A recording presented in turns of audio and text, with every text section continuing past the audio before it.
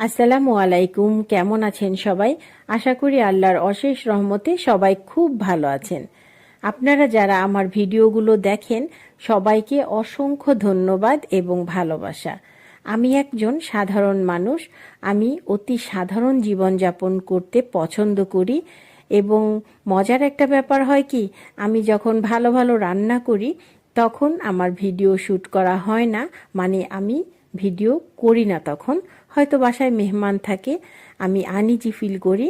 তো আমি যখন বাসায় নিরিবিলি থাকি, অতি সাধারণ খাবার দাবার খাই, ঠিক তখনই আমি ভিডিও করি এবং আপনাদের সাথে সেখান থেকে কিছুটা শেয়ার করি। তো যাই হোক, হয়তো বুঝতে পেরেছেন আমার ব্যাপারটা। তো আজকে যেমন আমি তেলাপিয়া মাছের ঝোল করেছি আলু সিম বেগুন দিয়ে। তো মাছটা ভেজে নিয়েছি, তো তরকারিটা কষিয়ে আমি মাছটা দিয়ে দিয়েছি ঝোলের উপর।